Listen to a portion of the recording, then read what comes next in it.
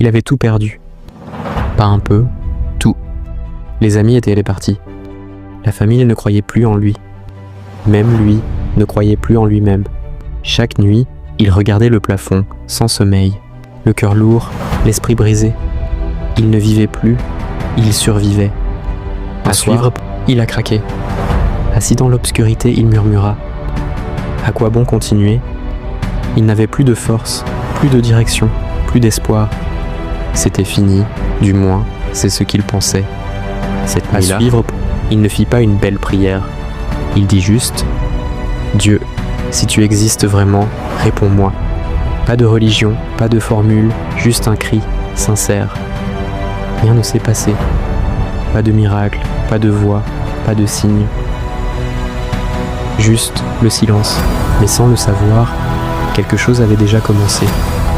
Le lendemain, tout était pareil. Mais lui avait changé légèrement. Une pensée nouvelle. Et si je n'abandonnais pas aujourd'hui, ce n'était pas de la force, c'était une décision. Il a commencé petit, très petit. Se lever, même sans motivation.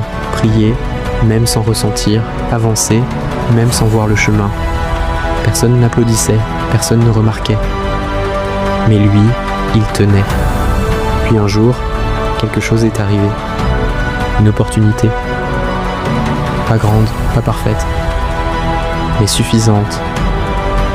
Comme une porte que Dieu avait laissée entr'ouverte. Aujourd'hui, tout n'est pas parfait. Mais lui n'est plus le même. Il a trouvé quelque chose que l'argent ne peut pas donner. La paix, la direction, la foi. Si tu regardes cette vidéo, peut-être que toi aussi tu es fatigué. Peut-être que tu penses que tout est fini. Mais écoute bien, ce n'est pas fini. Là où tu penses que tout s'arrête, Dieu peut commencer. Si vous aimez l'histoire, coincez-moi.